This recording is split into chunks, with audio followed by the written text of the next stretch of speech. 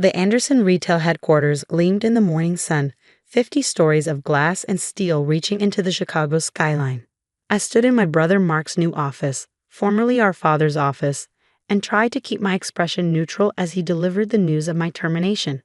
My name is Sarah Anderson, and at 33, I had just watched my family's legacy, my life's work, and my revolutionary retail management system be stolen by my own brother. It's nothing personal, Sarah, Mark said, leaning back in Dad's leather chair, the same chair where our father had sat 6 months ago, before his stroke, telling me how proud he was of my innovations. The board feels the company needs stronger leadership in the tech division. I glanced at the digital clock on his desk, 9:47 a.m. In exactly 24 hours, he would be presenting his new retail management system to the board. The system I'd spent 3 years developing. The system that could revolutionize how major retailers handle everything from inventory to customer data. Of course, I said mildly, I understand completely. Mark's smile faltered slightly. He'd expected tears, protests, maybe even threats. After all, I was the emotional one in the family, according to him. The one who cared too much about employees, who wanted to revolutionize retail for more than just profit. Security will escort you to clear out your office, he continued, regaining his composure. Standard procedure, you understand. We wouldn't want any sensitive information leaving the building. I thought about the small camera hidden in my office plant, the one that had been recording his late-night meetings for the past 3 months. The midnight conversations with board members, the promises of increased profits if they supported his takeover, the methodical way he planned to steal my work and push me out. Of course not, I agreed. Though I'm sure you've already secured all the important files. Everything related to the new system is safely under company control, he said smugly. Your personal access has been revoked. He meant the official servers, the documented development files. What he didn't know about was the hidden backend I'd built into the system, the fail-safes I'd implemented when I first noticed files being copied late at night. Congratulations on the presentation tomorrow, I said, standing up. I'm sure the board will be very impressed. They will be, he said, then added with fake sympathy, I know this is hard, but you'll land on your feet. Maybe a smaller company would be more your speed. Somewhere less demanding. I shouldered my bag, thinking about the encrypted drive in my apartment containing footage of every meeting where he'd plotted this takeover. You're probably right. Anderson Retail might be too big for someone like me. The security guard, Jim, who'd watched me grow up in this building, gave me an apologetic look as he escorted me to my office. This isn't right, Miss Sarah, he muttered. It's okay, Jim, I said as I began packing my personal items. Everything happens for a reason. My office overlooked Michigan Avenue, the same view I'd had since joining the company fresh out of MIT. While the security guard wasn't looking, I quickly retrieved the hidden camera from the Peace Lily, Dad's gift when I was promoted to head of technology 3 years ago. Need help with those boxes, Miss Sarah? Jim asked as I finished packing. No thanks, Jim, but could you do me a favor? Could you make sure my plant gets a good home? Maybe in the security office? It needs water every 3 days. Jim nodded, understanding in his eyes. He'd been here 30 years, had seen the way things had changed since Dad's stroke. I'll take good care of it, he promised. In the elevator, I checked my phone. 3 messages from Lisa, my lead developer. They're locking us out of the system. Mark's team is taking over everything. What do we do? I typed back, stick to the plan. See you at the usual place tonight. The lobby was busy with morning traffic, employees hurrying to their offices, unaware that the company they worked for was about to change forever. Janet, the receptionist who'd given me candy when I visited Dad as a child, wiped away tears as I handed in my security badge. This isn't what your father would have wanted, she whispered. I know, I said. But sometimes things have to break before they can be fixed properly. Outside, Chicago's spring air was crisp and full of promise. I walked to the corner where my car was parked, placed my box of belongings in the trunk, and pulled out my other phone, the secure one that even Mark didn't know about. A text from my contact at the SEC. Documentation received. Extremely interesting reading. Meeting still on for 3 p.m. Confirmed, I replied, bringing additional evidence. That evening, I sat in my apartment reviewing the video footage from the hidden camera. Mark's face glowed with triumph as he outlined his plan to various board members. Sarah's too soft for this business. The system needs a stronger hand.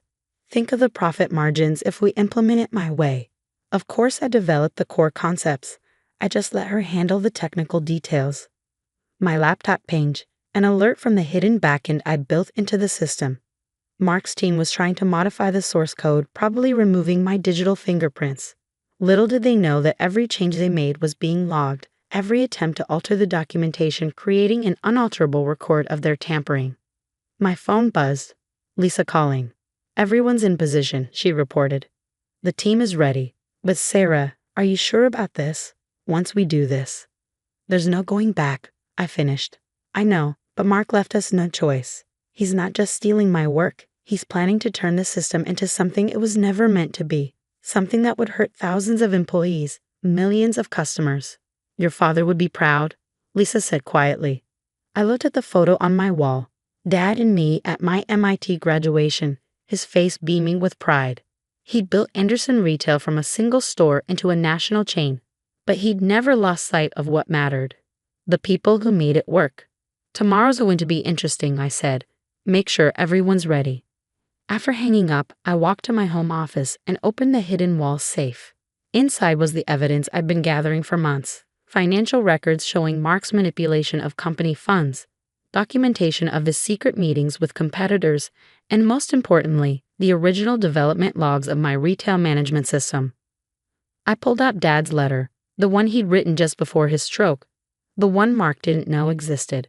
Tomorrow, its contents would change everything.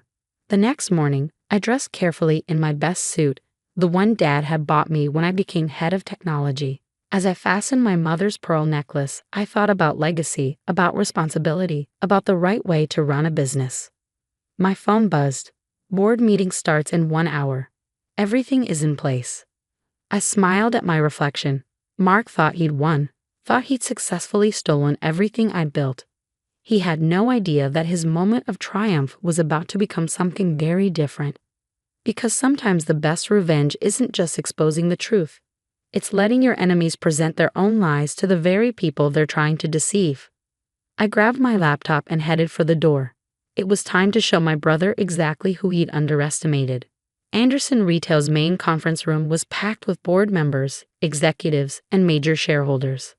I slipped in quietly just as Mark began his presentation, taking a seat at the back where my brother's triumph would have the perfect view of its own undoing. Ladies and gentlemen, Mark began, standing at the head of the long table in an expertly tailored suit. Today marks a new era for Anderson Retail.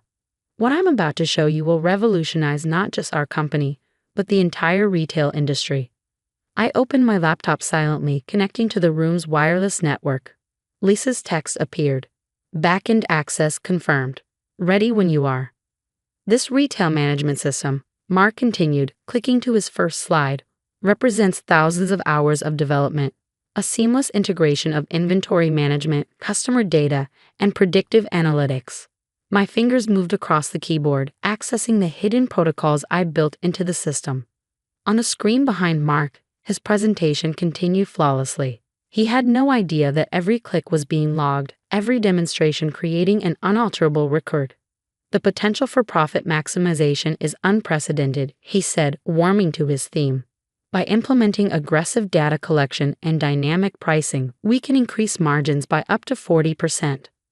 Several board members nodded approvingly. They didn't understand that what Mark was proposing would turn my system, designed to balance efficiency with ethical business practices, into a tool for exploiting both employees and customers.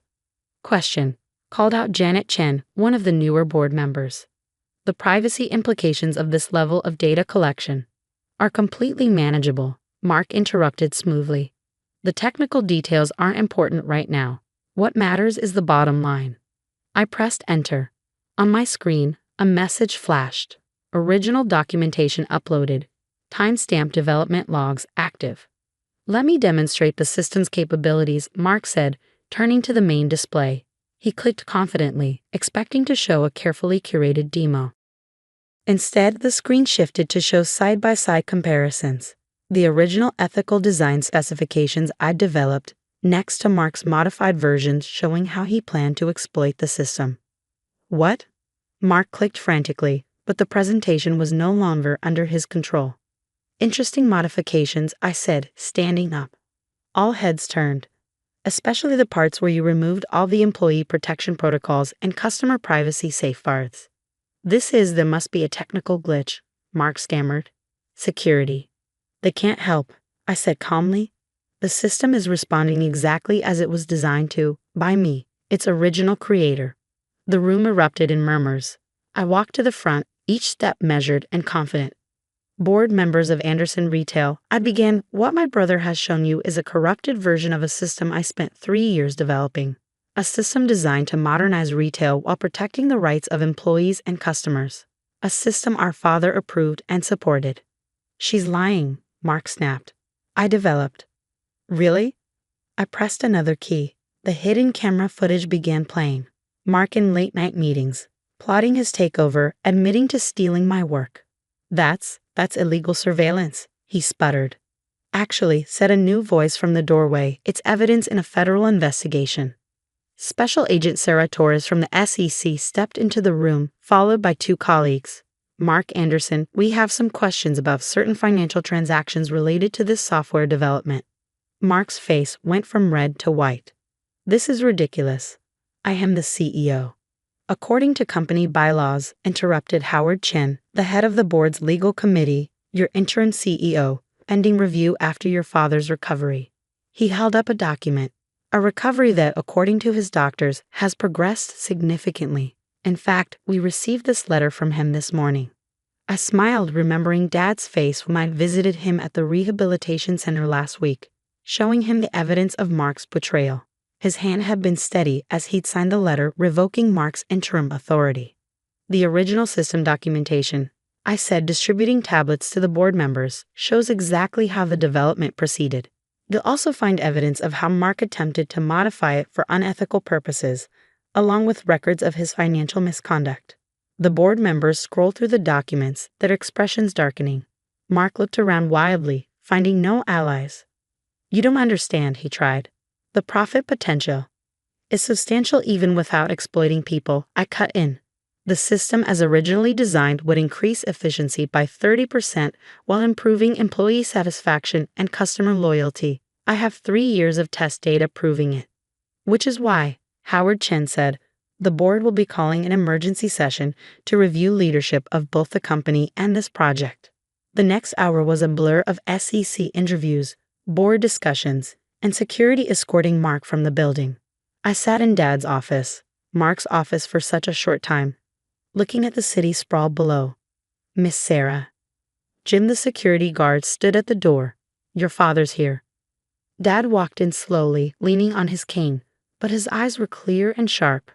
I always knew, he said, settling into his old chair, that you were the one who truly understood this business. The way you built it, I said, not just for profit, but for people. He nodded. Mark never understood that.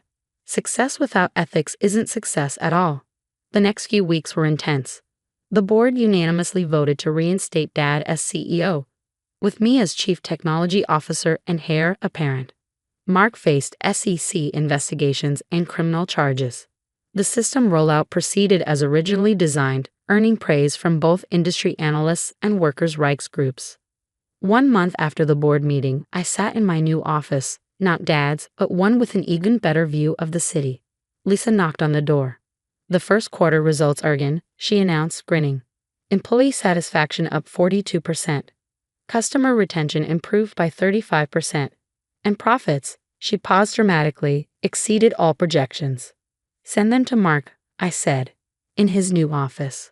The Federal Investigation Office. He never understood. I said that doing the right thing could also be the profitable thing. Dad stopped by later that day, moving better now after months of rehabilitation. Your mother would be proud, he said, looking at her picture on my desk. She always said you had my head for business and her heart for people. I thought about legacy then, not just the buildings and profits, but the impact we have on lives. Mark had wanted to build an empire. I wanted to build something that mattered. Last week, I received an invitation to speak at a retail industry conference. The topic? Ethical innovation, the future of retail technology. I thought about Mark sitting in his prison cell after his conviction for fraud and corporate espionage and realized that sometimes the best revenge isn't about destroying your enemies. It's about building something so meaningful that their attempts to destroy it only make it stronger. The Anderson retail headquarters still gleams in the morning sun, but it's different now. Employees smile more. Customers praise our service. The board talks about ethics as much as profits. And every morning, when I walk through the lobby, Janet still offers me candy, just like she did when I was a little girl who dreamed of making her father proud.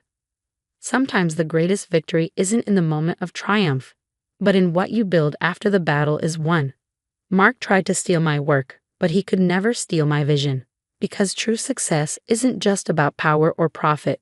It's about creating something that makes the world a little better than you found it. That's what Dad taught me. That's what I proved. And that's the real legacy I'll carry forward. The security camera footage from my office plant still sits in my safe, a reminder that sometimes the best defense against betrayal is simply letting people reveal their true nature. But I don't watch it anymore. I'm too busy building something better. After all, success is the best revenge, but only if you succeed in the right way. And as I review plans for expanding our ethical retail system nationwide, I know that the right way was worth fighting for. Because in the end, it's not about who wins or loses. It's about how you change the game itself.